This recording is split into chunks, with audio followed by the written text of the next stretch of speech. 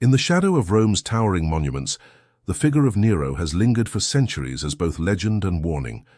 To many, he is remembered as the emperor who fiddled while Rome burned, the tyrant whose cruelty defied belief, the self-indulgent ruler who placed his own pleasures above the fate of an empire. Yet behind the familiar caricature lies a more complex, even contradictory story. Nero was the last of the Julio-Claudian dynasty, the dynasty that had begun with Augustus and brought Rome from the chaos of civil war into the stability of empire. He was the great-great-grandson of the man who had first turned Rome into the center of the known world, and yet his reign is often depicted as the unraveling of that very world. To understand Nero is to enter a Rome that was at once dazzling and decaying, a society straining under its own contradictions, caught between tradition and transformation. He was born in December of the year 37, under the reign of Caligula, a ruler whose madness would cast a long shadow over the family line. His birth name was Lucius Domitius Ahenobarbus, the son of Gnaeus Domitius Ahenobarbus and Agrippina the younger, herself the sister of Caligula. His lineage carried both promise and danger, a boy of noble blood, but also the descendant of men and women whose ambition often ended in exile or execution. When Caligula was assassinated in 41, the throne passed to Claudius, a man many had dismissed as weak and unfit, but whose rule would shape Nero's destiny. For Agrippina, survival in such a treacherous world demanded not only cunning, but an almost ruthless determination, and she saw in her son the potential to restore her family's prominence. It was through Agrippina's relentless maneuvering that Nero's fortunes began to rise. Claudius, her uncle and now emperor, was persuaded to take her as his wife, despite the scandal of marrying his own niece. This union placed Nero directly in the path of succession, though Claudius already had a son, Britannicus. To secure her son's future, Agrippina arranged alliances, courted allies within the Senate, and even appealed to the Praetorian Guard, whose loyalty would prove crucial. By 50, Claudius had adopted Nero as his son, giving him the name Nero Claudius Caesar Drusus Germanicus. With this adoption came legitimacy, and at the age of 12, Nero was suddenly heir to the greatest empire on earth. The final step in Agrippina's scheme was shrouded in suspicion and whispers that echoed through Rome.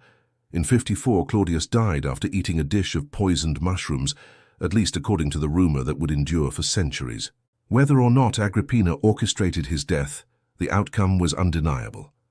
The Senate declared Nero emperor at only 16 years old.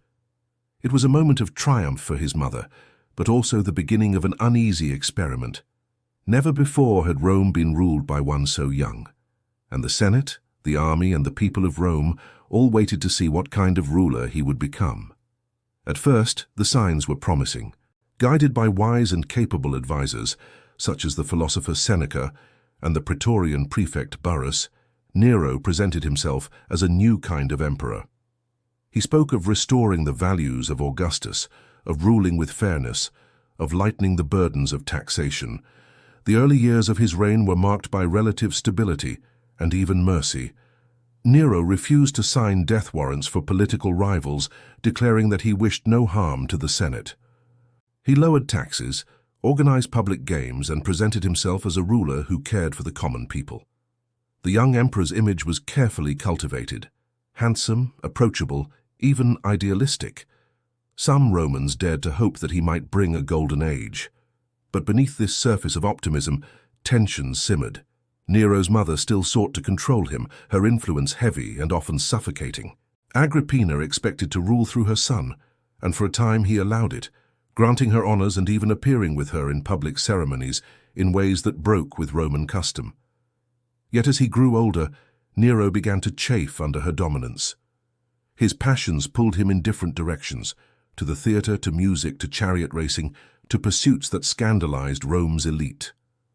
For a society that valued military glory and stoic discipline, the sight of an emperor more interested in singing and performing than leading legions was deeply unsettling. The seeds of conflict between mother and son had been planted, and their struggle for control would soon turn deadly. Rome itself was also changing. The city was a labyrinth of crowded streets and crumbling tenements, a metropolis of more than 1 million souls, teeming with life, but prone to chaos. Its grandeur was undeniable, with the Forum the Colosseum's predecessor, and palaces that proclaimed imperial power. Yet beneath the marble veneer lay poverty, unrest, and the constant threat of fire and disease. To govern such a city required not only strength, but also sensitivity to its volatile moods. Nero's reign would be tested not only by political rivalries, but by the unpredictable forces of the city itself. The Rome that Nero inherited was magnificent, but fragile, its stability resting on the delicate balance between emperor, senate, and people. And as Nero began to assert himself, that balance would start to falter. In these early years, history offers a picture of contradictions. On one hand, a young man attempting to live up to the impossible expectations of his lineage, guided by capable hands and showing flashes of generosity and vision. On the other, a youth drawn to pleasures and spectacles, ill-prepared for the immense weight of rule. The Rome of the 1st century was a place where appearances mattered as much as reality, where the emperor's image was carefully constructed in coins, statues, and public performances. Nero understood this instinctively, but whether he could turn image into lasting power was far less certain. What began with hope and promise would soon descend into a darker tale of betrayal, ambition, and fire, a story that would ensure Nero's name endured not as a savior, but as a warning. The bond between Nero and Agrippina, which had once secured the throne, quickly became a battlefield of power. In the first months of his reign, Agrippina was celebrated as Augusta, placed on coins alongside her son, even given the privilege of attending Senate meetings, a shocking departure from Roman tradition. But Rome was a city of men suspicious of any woman who wielded authority, and whispers grew that Agrippina's influence was intolerable. Nero, guided by Burrus and Seneca, began to understand that to be emperor, he could not remain in his mother's shadow. The tension between them soon broke into open conflict, a struggle that would leave blood on the imperial palace floors.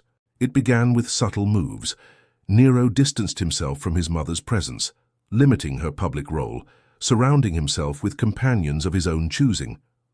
Agrippina, unaccustomed to being sidelined, resisted fiercely. She reminded him of all she had sacrificed, of the careful plots that had raised him to the throne. Her weapon was guilt, her leverage the knowledge of the palace's secrets. When Nero's affections drifted toward a freedwoman named Acte, Agrippina threatened scandal, accusing her son of dishonoring the imperial bloodline. But the more she pressed, the more Nero pulled away. At just 17, the young emperor faced a dilemma older than Rome itself, the choice between filial loyalty and the ruthless independence required to rule. The clash reached its climax in 59, when Nero, weary of his mother's domination and emboldened by those around him, made a fateful decision. Accounts differ, but all tell of plots to rid himself of Agrippina once and for all. The first attempt was as elaborate as it was bizarre. Agrippina was invited to a festival at Baiae, a coastal resort near Naples. There, Nero offered her the gift of a splendid boat, secretly designed to collapse and sink at sea. On the appointed night, Agrippina boarded the vessel, unaware of her son's treachery. But fate betrayed Nero. The mechanism failed, and when the ship capsized, Agrippina swam to shore, bruised but alive. Word quickly spread that the empress mother had survived what many guessed was an assassination attempt. Nero, faced with the danger of exposure, resolved on a more direct course. Soon after, armed men entered Agrippina's villa. They struck her down in her chamber, a once mighty woman dying with words said to challenge the soldiers. "Strike my womb," she cried, "for it bore such a monster." The murder shocked Rome, but few dared to oppose the emperor openly. Officially, Nero claimed his mother had been caught plotting against him. The Senate, intimidated and weary of imperial intrigues, accepted the story. Yet whispers of matricide clung to Nero like a dark shadow, and from that moment, his reign changed. Where once he had been portrayed as merciful and guided by wise counsel, now his image darkened. A son who murdered his mother seemed capable of anything, and Rome began to watch its young emperor with unease. At the same time, Nero's passions were pulling him ever further from the traditional expectations of Roman leadership. He adored the theater, the lyre, the chariot races, To him, these were not frivolous diversions, but the highest forms of human expression. He practiced tirelessly, imagining himself not merely as emperor, but as an artist whose genius should be admired by the world. To Rome's elite, steeped in the stern virtues of their ancestors, this was scandalous. For a nobleman, let alone an emperor, to appear on stage was an affront to dignity. Actors were regarded little better than slaves, and musicians held no place among Rome's ruling class. Yet Nero was undeterred. He staged private performances, singing and playing before select audiences, then gradually extended them to the public. He was intoxicated by applause, addicted to the thrill of performance. To him, the roar of the crowd was proof of his greatness, even if it horrified senators who believed the emperor should conquer with legions, not with song.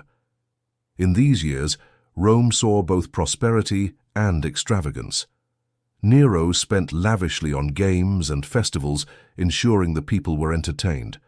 He poured resources into grand spectacles, filling the Circus Maximus with chariots, gladiators, and exotic animals brought from the far corners of the empire.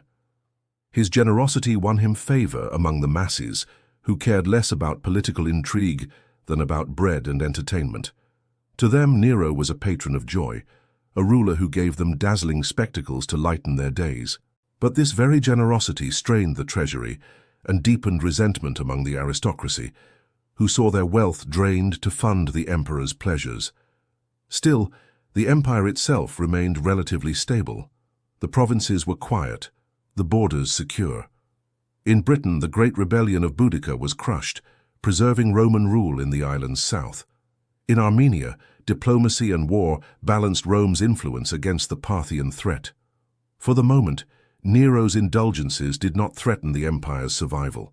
It was in the heart of Rome, within its crowded streets and wooden tenements, that disaster would strike. The night of July 18, 64 began like any other, but what followed would sear itself into history. In the crowded district near the Circus Maximus, flames broke out in a row of shops. Fanned by summer winds and fueled by Rome's densely packed wooden structures, the fire raged out of control. For 6 days and 7 nights, the inferno consumed the city, leaping from street to street, devouring temples, homes, and marketplaces. Entire neighborhoods vanished in smoke and ash. Terrified citizens fled to open fields, watching helplessly as the capital of the world burned. When at last the flames died down, 3 of Rome's 14 districts lay completely destroyed, 7 more heavily damaged. The scale of devastation was unimaginable. It was in the aftermath of this disaster that Nero's name became forever entwined with legend. Ancient writers tell us that as Rome burned, Nero sang of the fall of Troy, playing his lyre while the city crumbled. Whether this tale is truth or slander remains debated, but it shaped Nero's image for all time. What is certain is that Nero returned to Rome during the fire and opened the gardens of his palace to shelter the homeless. He ordered grain brought in from Ostia, lowered its price, and provided relief for the desperate. Yet his generosity could not erase the suspicion that he himself had caused the blaze. Some believed he sought to clear land for his grand vision of a new Rome.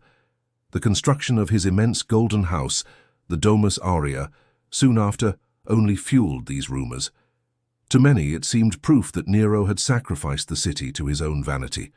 Faced with mounting anger, Nero needed a scapegoat, and he found it in a small, growing sect despised by many, the Christians. Their refusal to honor Roman gods, their strange rituals, their secret gatherings all made them easy targets. Nero accused them of starting the fire, and his persecution was brutal. Christians were crucified, burned alive, thrown to wild beasts in the arena. It was one of the first great persecutions of this faith, and it seared his name into Christian memory as the embodiment of tyranny. To the people of Rome, it was a spectacle of vengeance. To history, it was the moment when Nero's cruelty revealed itself most clearly. The fire of 64 was a turning point. From then on, Nero's reign was no longer seen as merely eccentric or indulgent.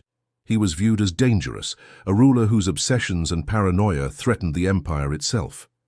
The boy who had once seemed merciful and promising had transformed into a man feared by senators, loathed by nobles, and worshipped only by the crowds he entertained. Rome had survived the flames, but the emperor who rose from the ashes was darker, more unpredictable, and set on a path that could only end in ruin.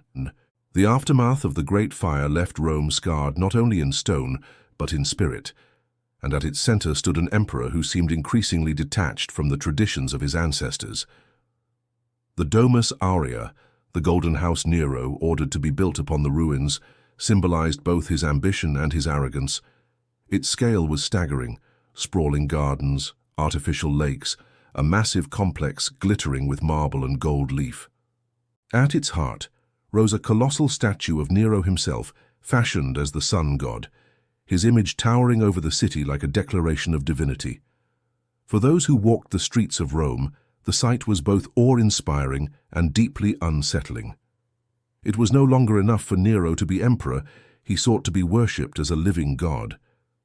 The senators gritted their teeth in silence, knowing open defiance meant death. To the common people, dazzled by feasts and spectacles, the Golden House was yet another expression of Nero's theatrical genius. But for the empire's elite, it confirmed their worst fears, that Rome was ruled by a man who placed his vanity above the survival of the state. The treasury strained under the weight of his extravagance, and whispers began to circle that taxes and extortion in the provinces grew harsher to fund the emperor's vision. In Nero's Rome, marble and music mattered more than military triumphs, and this inversion of Roman values ate at the empire's soul. While Nero immersed himself in his art, the empire faced trials he seemed eager to ignore. On the far edges of the Mediterranean, discontent brewed. In Judea, resentment against Roman rule burst into rebellion. In Gaul, the governor Vindex raised a standard of revolt, condemning Nero's rule as corrupt and disgraceful. Even within the capital, plots began to stir among senators who dreamed of restoring dignity to Rome by removing the emperor. The most famous of these conspiracies unfolded in 65, remembered as the Pisonian conspiracy. It was led by Gaius Calpurnius Piso, a senator admired for his charm and wealth, who gathered around him a circle of allies, including officers, nobles, and even men of letters. Their goal was clear: to assassinate Nero and replace him with a man of greater virtue. The plot might have succeeded had it not been betrayed. Once exposed, Nero responded with fury.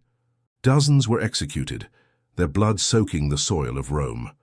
Among the condemned was the philosopher Seneca, once Nero's tutor and advisor. The Stoic thinker, who had guided Nero with hopes of tempering his passions, was now forced to take his own life by opening his veins. The scene, later immortalized in Roman memory, symbolized the collapse of whatever moderation had once restrained the emperor. With Burrus dead and Seneca silenced, Nero was now unbound, free to indulge his desires without counsel or caution. The balance that had once tethered him between guidance and excess had snapped, and Rome braced itself for the consequences. The conspiracies did not stop with Piso. Fear bred more treachery, or at least the suspicion of it, and suspicion led to further purges. Prominent senators, noble families, and even military leaders fell under Nero's wrath. Some were guilty, others victims of paranoia. The emperor's circle narrowed, filled with flatterers and sycophants who encouraged his delusions of grandeur. The Senate, once the proud voice of Roman aristocracy, shrank into submission, its members bowing in silence while their peers disappeared in waves of executions. To speak against Nero was to sign one's death warrant. Rome's political life withered under the shadow of his suspicion, replaced by the hollow applause of those who dared not resist. Yet outside the marble halls of power, Nero still commanded devotion. His public performances reached new heights, with the emperor himself singing before vast crowds, playing the lyre, even acting on stage. He toured Greece, participating in competitions usually reserved for celebrated artists and athletes. Naturally, he won every prize, though not always by merit. The judges knew well that no one could defeat the emperor without paying with their life. To Nero, these victories were proof of his genius, a legacy he believed would endure for centuries. To others, they were humiliations, moments when the dignity of Rome was paraded before foreigners as little more than spectacle. The emperor, who should have embodied Roman strength, now dressed as a Greek performer, his face painted, his voice trembling with song. Still, Nero's self-image was radiant. He believed himself beloved by the masses, adored for his artistry, admired for his generosity. He gave gifts, staged spectacles, and lowered taxes when he could. But beneath the surface, the empire strained. The cost of his indulgence weighed heavily on the provinces. Governors pressed their subjects harder, soldiers went unpaid, and resentment brewed where once there had been loyalty. Even the Praetorian Guard, whose allegiance had placed him on the throne, began to grumble. Without their swords, no emperor could stand, and their patience was wearing thin. By 68, cracks became fissures.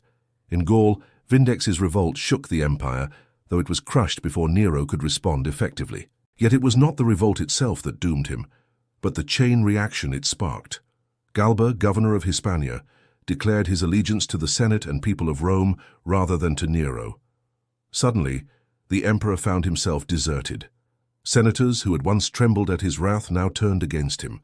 The Praetorian Guard, bribed and persuaded, abandoned their oath of loyalty. Nero awoke to discover that the empire he had adorned with marble and song had slipped through his fingers. Panic gripped the emperor. He fled Rome, searching desperately for allies, but none came.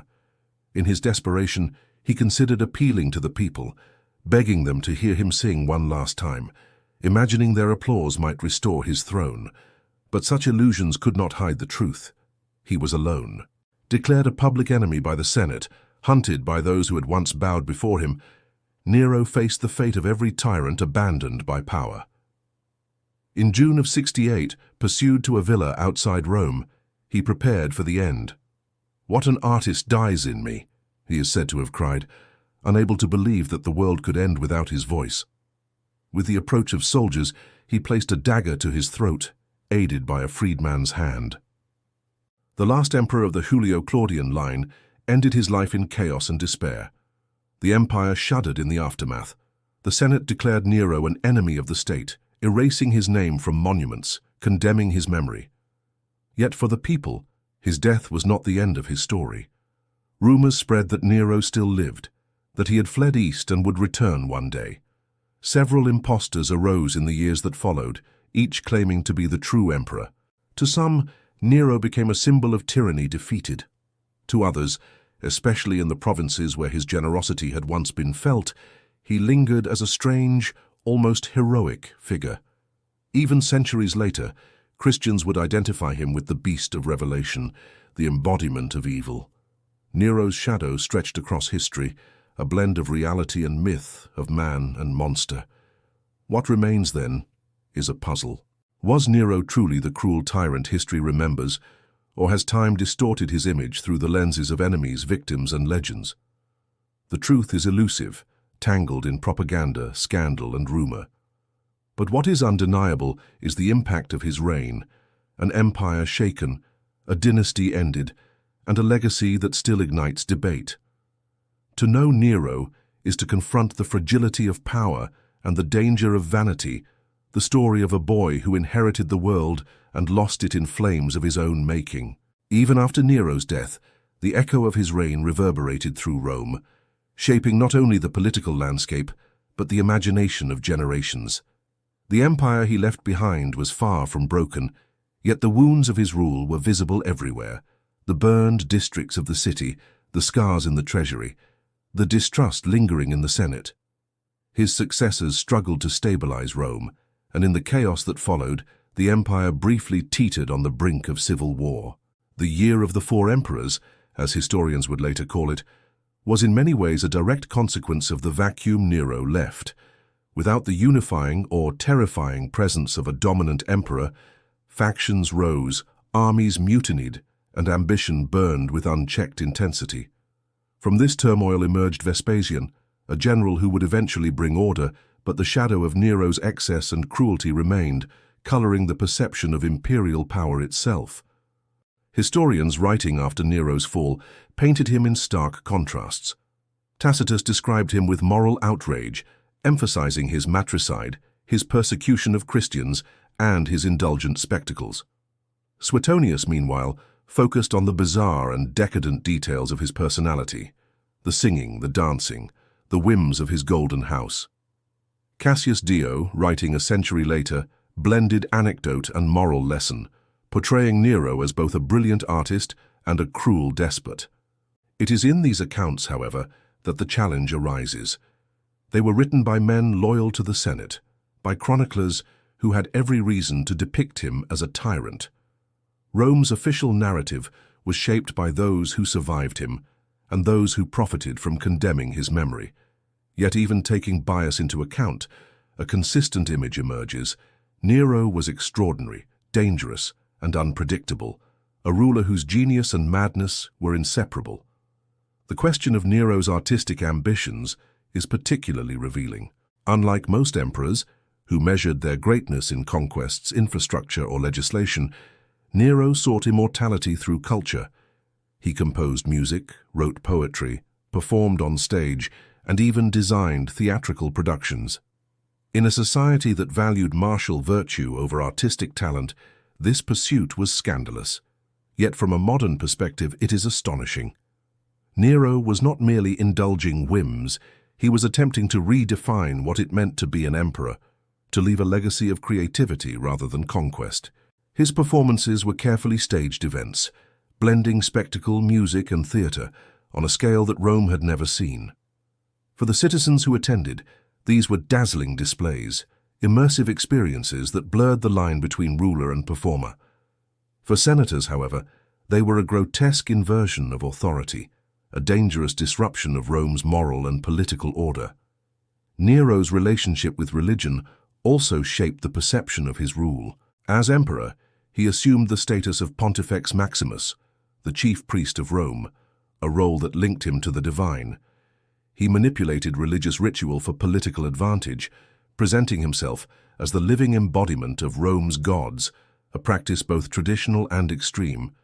The burning of Rome, the subsequent persecution of Christians, and the grandiose construction of temples and shrines were intertwined acts of power and piety. Nero's reign demonstrated the delicate balance of divine authority and political control, showing how the emperor could harness belief to reinforce dominance, but also how excess in piety, or its theatrical display, could provoke fear and resentment. Meanwhile, the empire itself continued to function, a testament to Rome's institutions even under a ruler like Nero. Governors maintained order in distant provinces, armies secured borders, and trade flowed along established routes. Yet subtle fractures appeared. The elite increasingly sought influence through bribery or rebellion rather than loyalty, while the common people's admiration for Nero's spectacles contrasted with their fear of his unpredictable wrath. These contradictions defined his reign, highlighting the tension between public image and political reality. Nero ruled a city of spectacle and an empire of discipline, yet the two were never fully reconciled. His greatest triumphs, artistic innovation, popular support, coexisted with his most infamous crimes, creating a legacy that is impossible to simplify. One cannot understand Nero without examining his personal relationships, which often defined the course of political events. His marriages, for instance, were more than romantic affairs. They were instruments of power, ambition, and scandal. His first wife, Claudia Octavia, daughter of Claudius and sister to Britannicus, was largely a political alliance imposed by his mother and accepted reluctantly. Their marriage, strained by Nero's passions for others, ended in her exile and eventual execution, another act that stained his reputation. He then married Poppaea Sabina, a woman renowned for her beauty and cunning, whose influence over Nero is widely documented. Poppaea was said to encourage his indulgences, her counsel often steering him toward extravagance rather than restraint. These relationships highlight the extent to which personal desire, political calculation, and public perception were intertwined in Nero's life, each shaping the other in a cycle of ambition and excess. Beyond the palace, Rome itself became both stage and victim. Nero's policies reshaped the urban landscape, from the rebuilding efforts after the fire to the construction of new roads, aqueducts, and public spaces. He envisioned a Rome that reflected his taste, blending grandeur with theatricality. Yet these projects came at immense cost, and the impression left on contemporaries was of an emperor more concerned with personal glory than with the welfare of the city. Streets were widened, monumental plazas constructed, and public gardens designed not merely for convenience but for spectacle. The Golden House, with its artificial lakes and expansive halls, symbolized the apex of this vision, a personal kingdom within a kingdom, where the emperor could inhabit his own myth. Nero's engagement with the provinces also reflected his complex character. In regions like Gaul, Britain, and Asia Minor, he was both distant and influential, relying on governors and military leaders to maintain order. Some provinces flourished under his indirect rule, benefiting from generous taxation policies or patronage of local elites. Yet his tendency to reward loyalty rather than merit, to indulge whims over reasoned governance, introduced instability. Revolts, like that of Vindex and later Galba's rebellion, were symptoms not simply of political ambition, but of systemic tension exacerbated by Nero's style of rule. The empire was robust, but Nero's personality tested its limits, revealing how an individual ruler could influence the fragile equilibrium of Rome's vast domains. In art, as in politics, Nero's legacy remains debated. Coins, inscriptions, and surviving literary references show a man obsessed with image and memory. He sculpted, sang, and performed with relentless energy, yet also sanctioned murder, exile, and confiscation. To posterity, this duality has defined him, a ruler who could inspire awe and fear, whose ambitions were as brilliant as they were destructive. Nero's story is therefore more than a tale of cruelty. It is a study of the human drive for immortality, of the ways in which power, art, and desire intersect to shape history. As the empire moved beyond his reign, Nero became a symbol of tyranny, of excess, of the dangers inherent in unrestrained authority.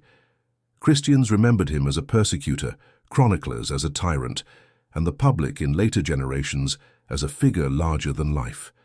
Yet the same evidence that condemns him also fascinates: the ambition, the artistry, the will to leave a lasting mark. In the final analysis, Nero's life reveals as much about Rome itself as it does about the man. A city of contradictions, brilliance and terror coexisting, a civilization capable of both grandeur and cruelty. To study Nero is to study the fragile interplay between human aspiration and human flaw, and the legacy of a ruler who sought to make the world a stage, and himself its brightest star. As Nero approached the final years of his reign, the weight of isolation and fear pressed ever more heavily upon him. The grandeur of the Golden House, the cheers of the crowds, and the applause from theatre audiences could no longer mask the growing cracks in his empire. Where once he had ruled through a delicate balance of advisors, charm, and spectacle, he now governed through fear and suspicion. Those closest to him had been executed or exiled, their counsel silenced. Friends became potential enemies, and every shadow in the palace could conceal a conspirator. The once brilliant boy emperor had become a man haunted by paranoia, increasingly detached from reality and obsessed with his own survival. Rumors of revolt spread like wildfire. In Hispania, Galba began to openly defy Nero, declaring loyalty not to the emperor but to the Senate and the people of Rome. Governors in other provinces followed suit, seeking to distance themselves from a ruler whose popularity and legitimacy had begun to crumble. Even the Praetorian Guard, the elite force that had ensured Nero's rise to power, wavered in their loyalty, tempted by bribes and promises of favor from would-be successors.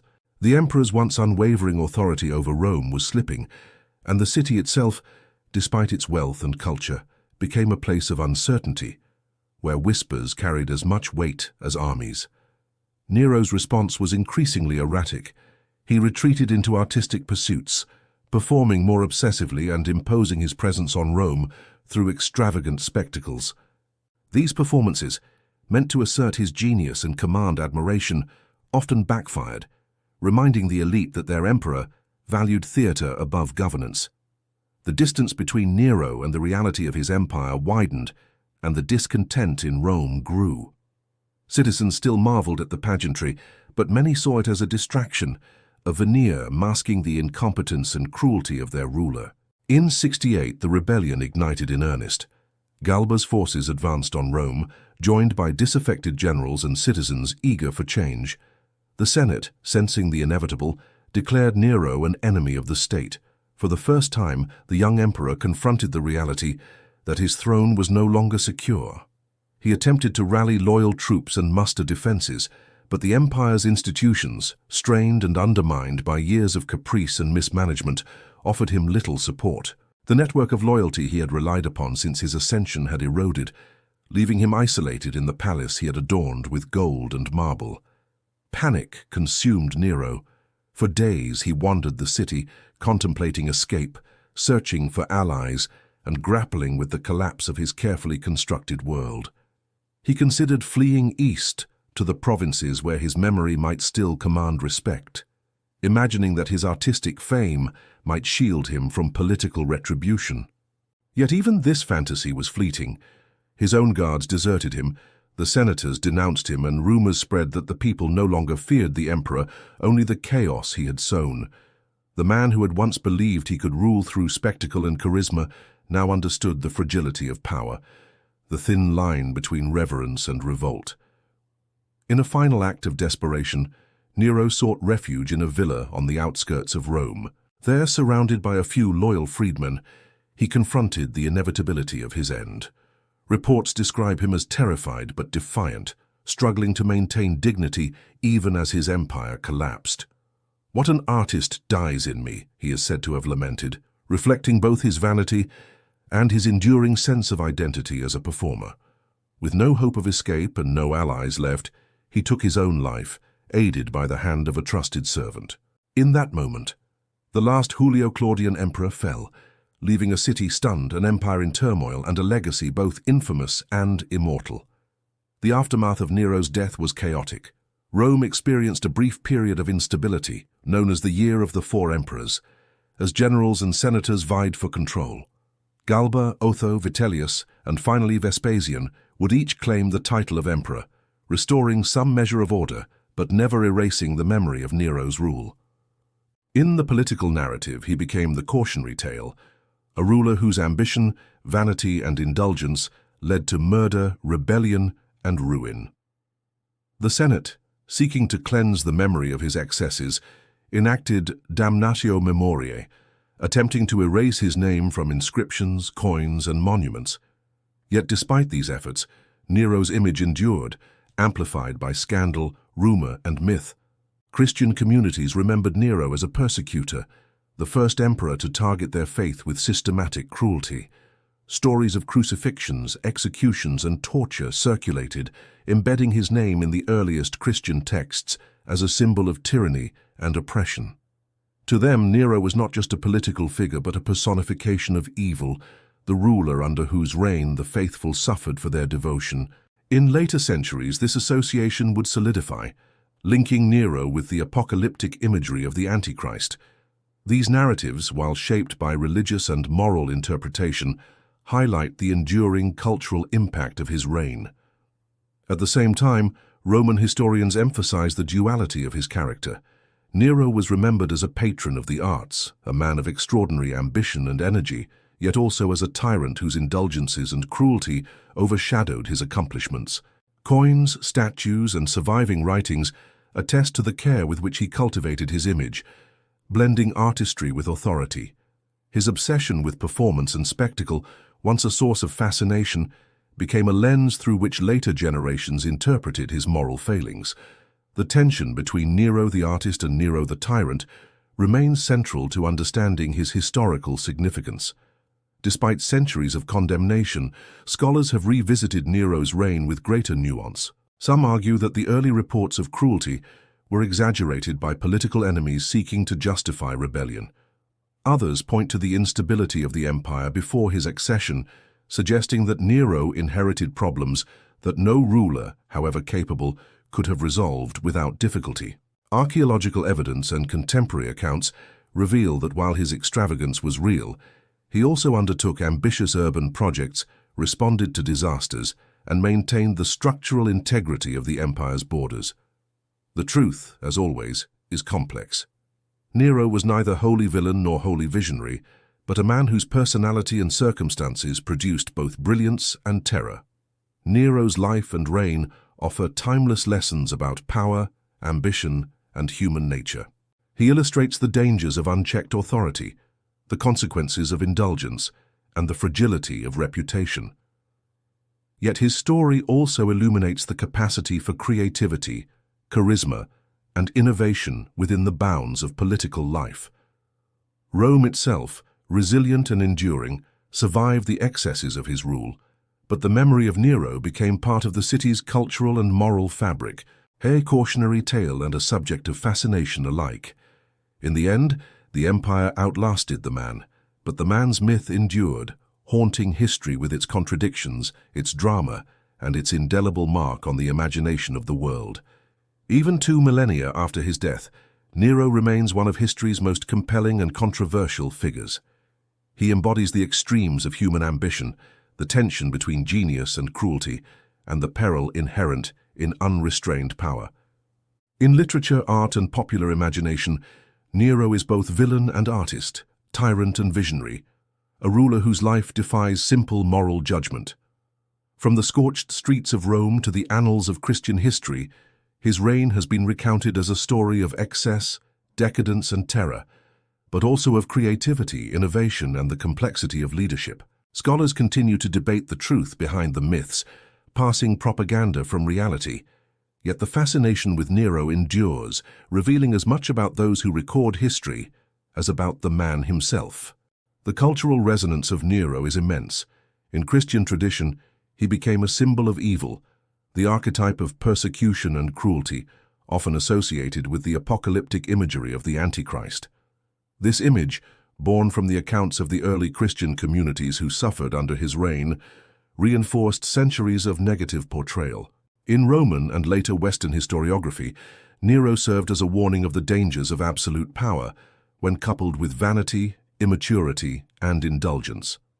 His life was a dramatic narrative, perfectly suited to the moralistic tales favored by ancient chroniclers. A young ruler raised to greatness, corrupted by influence, obsessed with pleasure, and ultimately undone by his own excesses. The story of Nero, more than almost any other emperor, has transcended history to become legend. A mythic figure whose life continues to provoke discussion, reinterpretation, and fascination. Yet to reduce Nero to villainy alone is to overlook the extraordinary dimensions of his personality and reign. Unlike many emperors, he engaged with culture not merely as patron but as participant, performing publicly, composing music, and encouraging innovation in the arts. His vision of Rome combined power and spectacle, a city in which political authority and cultural achievement were intertwined. While contemporary elites often scorned these pursuits, and while his obsession with performance alienated the aristocracy, Nero's efforts also reflect a desire to shape his own legacy, to be remembered as a ruler of brilliance rather than mere martial conquest. In this light, he can be seen as both a product of Rome's rigid social hierarchy and a challenge to it attempting to redefine what it meant to wield power in a civilization obsessed with honor and tradition. Nero's architectural and urban projects also bear witness to his ambition. The reconstruction of Rome after the Great Fire, including the Golden House, demonstrates both his audacity and his desire to leave a tangible mark upon the city. Although these projects were financed at great cost and fueled criticism for their extravagance, they also reshaped the urban landscape, creating spaces that combined functionality, grandeur, and spectacle. These acts of creation, alongside the destruction wrought by the fire and by his political purges, underscore the duality of Nero's legacy. He was capable of visionary transformation even as he indulged impulses that destabilized the empire. To understand Nero is to confront this paradox, to see a man whose capacity for greatness was inseparable from his capacity for ruin. His reign also serves as a lens through which we can examine the fragility of human institutions. The succession crises, conspiracies, and revolts that defined his rule highlight the vulnerability of political systems reliant on personal loyalty rather than structural resilience. Nero inherited the empire as a boy and initially relied on counsel and guidance, but as he asserted independence, the consequences of isolation and misjudgment became stark. The erosion of trust between emperor, senate, and military, the alienation of elite advisors, and the detachment from the populace all contributed to the instability that ultimately brought his reign to a violent end. These dynamics illuminate timeless lessons about leadership. Charisma and spectacle cannot replace prudence, counsel, and governance. Unchecked ambition may inspire awe, but carries inevitable risk. And power, once absolute, is fragile when wielded without wisdom. The myths that grew around Nero, particularly regarding his supposed indifference during the Great Fire, reveal the ways in which historical memory is shaped by narrative and interpretation. Ancient sources emphasized his artistic performances, his rumored detachment, and his cruelty, creating a vivid image of a ruler consumed by self-interest. Modern scholarship has questioned the accuracy of some of these claims, suggesting that propaganda, political bias, and the sensationalism of rumor amplified his faults. Even so, the persistence of these stories demonstrates the enduring power of narrative to define historical figures, to create symbols that resonate across centuries. Nero's legend is a testament to the way human societies interpret extreme behavior, transforming events into cautionary tales and individuals into archetypes. Nero's impact extends beyond history into art, literature, and collective imagination. In Renaissance painting and Baroque opera, he appears as a figure of dramatic excess, embodying the extremes of passion and cruelty. Writers have depicted him as both a tragic figure and a monstrous tyrant, exploring the tension between genius and vice, between human aspiration and human fallibility. In film, literature, and popular culture, Nero is often portrayed as the epitome of the decadent ruler, a man whose obsessions and whims encapsulate the danger of absolute authority. Yet these portrayals also emphasize his charisma, energy, and the enduring fascination with individuals who leave an indelible mark on history. In Nero, society sees the reflection of its fears, its moral judgments, and its fascination with the extremes of human behavior. Ultimately, Nero's story is a study in contradiction. He was a murderer and a patron, a performer and a tyrant, a destroyer and a builder. His reign illuminates the complexity of Rome, a civilization capable of monumental achievements and profound cruelty, whose emperors could inspire both devotion and terror. Nero's life challenges simplistic interpretations, demanding that we consider the full spectrum of human motivation and consequence: ambition, vanity, artistry, cruelty, and genius intertwined. He reminds us that history is rarely black and white, and that the legacy of power is inseparable from the character and choices of those who wield it. The emperor who sang while Rome burned, whether literally or metaphorically, embodies the eternal tension between creation and destruction. Nero's life and death illustrate the fragile boundaries between greatness and folly, between admiration and horror. The myths, legends, and historical records that survive continue to provoke debate, reflection, and fascination, ensuring that Nero's name endures far beyond the temporal confines of his reign. He serves as a reminder that human ambition, untempered by prudence, can elevate and destroy with equal force. That charisma and vision, if divorced from wisdom and moral restraint, may leave only ruin in their wake. In the end, Nero is more than a historical figure. He is a symbol, a lens through which we view power, human nature, and the complexity of legacy. He embodies the peril and possibility of absolute rule, the splendor and terror of artistic ambition, and the consequences of choices made in the corridors of power. Rome itself survived, rebuilt and reshaped by the generations that followed. Yet the shadow of Nero persists, a figure whose life and myth continue to captivate, warn, and inspire. The truth about Nero, then, is neither holy condemnation nor absolution, but the recognition of a man whose brilliance and cruelty, ambition and indulgence shape the course of history in ways as enduring as they are unforgettable.